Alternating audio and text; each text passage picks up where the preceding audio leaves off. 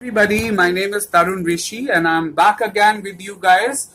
And today we will talk about a burning topic, prioritization. The good thing is that as professionals, we all understand what prioritization is all about. But the irony is, many of us do not know how to prioritize, or worse, some of us don't even know what to prioritize, because the standard myth around prioritization is that prioritization means prioritizing your schedule. On the contrary, it is the other way around. Prioritization is not about prioritizing your schedule, it is about scheduling your priorities. Let me explain this using a very simple chart. I have this chart in front of me. On the x-axis, we take time, and on the y-axis, we take the return on the time invested. If you see, there are 4 quadrants here. Quadrant 1, if you see, we have fire. What happens in case of fire? Obviously, firefighting. You leave everything else and you try and extinguish the fire. This is exactly what you do every day in office on ad hoc basis. Think of the situation wherein your boss walks up to you and says, leave everything right away, do this because this is urgent. Now, how do items get into the fire quadrant?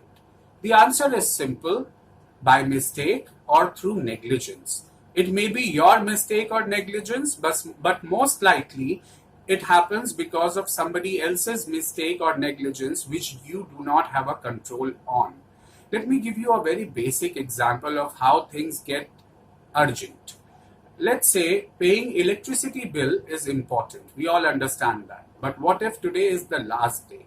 Now this item has gotten into the fire quadrant because it has become urgent as well.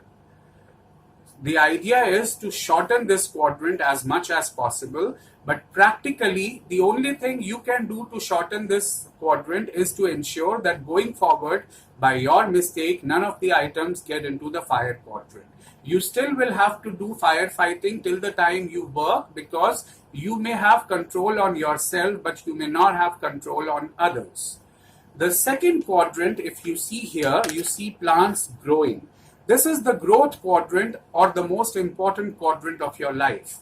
Money, power, position, promotion, love, happiness, success, anything and everything which your heart desires falls under the second quadrant or the growth quadrant.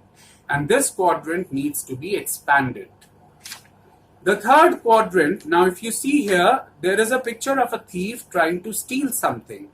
This quadrant is called the time stealer, and people who do not know how to say no to others have a very high quadrant number 3. Quadrant number 4 is nothing but time waster.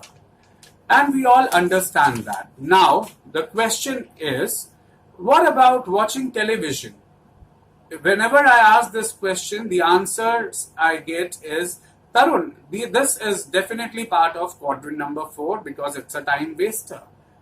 Not necessarily. What if I'm watching TV to de-stress myself? Maybe I'm watching a movie, maybe I'm watching an educational program, or even a Saas Bahu serial for that matter.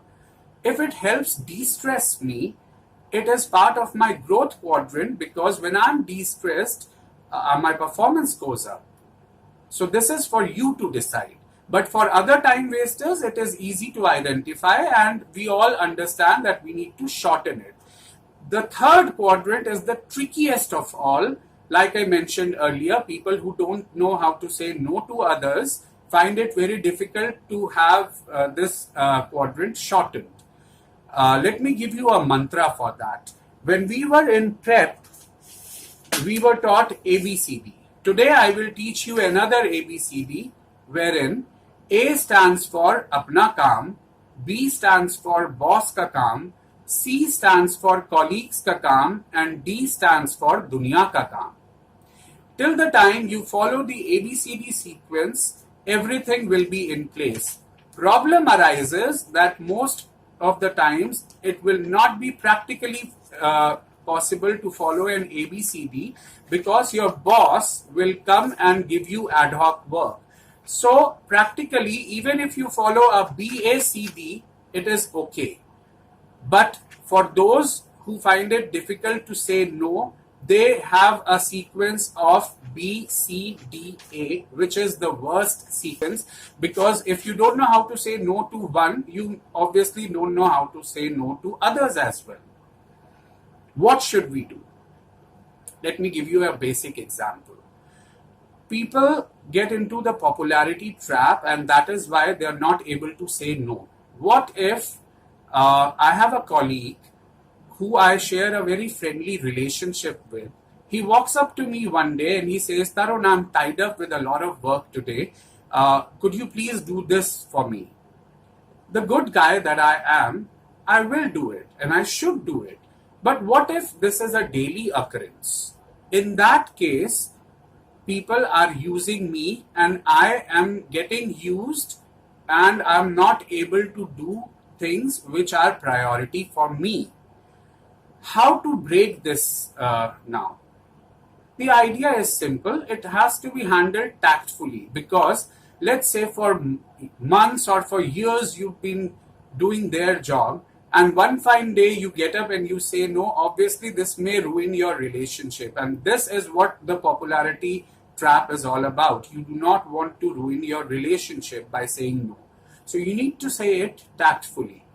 Next time this guy walks up to you and gives you his work, tell him that right now these are the important items I'm working on, and once I complete this, I'll be more than happy to assist you, but let's do it a little differently today. Instead of I doing it, I was thinking we will sit together, I will teach you this skill so that it adds on to your CV, and then you complete your tasks and then sit with the guy, keep guiding him, but let him do the task instead of you doing it for him.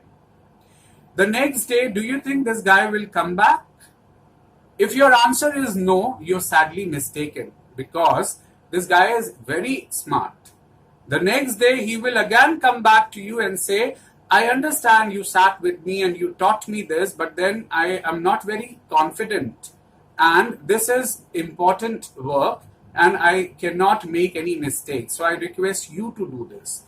Tactfully, again, you should handle it by saying that right now I have these priority items which I'm working on, but don't worry, I'm always there to assist you. After completing the task, sit with him, make him do the task. You don't do it for himself. Now, the third day, this guy will realize and he will not bother you. Did you say no? Not at all. You're still the good guy, isn't it? Yes. But now this guy has stopped bothering you. Another reason why people have a high quadrant 3 or the time stealer is the fact that they do not have a backup. Let's say I'm the only one in the organization who knows how to do a particular task. Obviously, what people do in this scenario is that they take pride because they get into the limelight. But what they fail to understand is that this limelight actually is a facade, because they end up doing somebody else's work. Instead of this, I would suggest let go of the fear and train people on this expertise of yours. Nobody can take away your expertise or your experience. So don't have that fear. Teach others the skill so that people are able to do the task and they don't end up bothering you. See guys, this is one topic which is extremely vast and it is not possible to talk about everything in a short video. If you have any questions, I request you to please get in touch with me through my website www.blueskythinking.in, or you can write to me directly on my email ID tarunrishi@blueskythinking.in. If you like my videos, I request you to please subscribe to my YouTube channel so that you keep abreast with all the new videos that I keep posting. Thank you so much for your time. Have a lovely and a blessed day. Take care.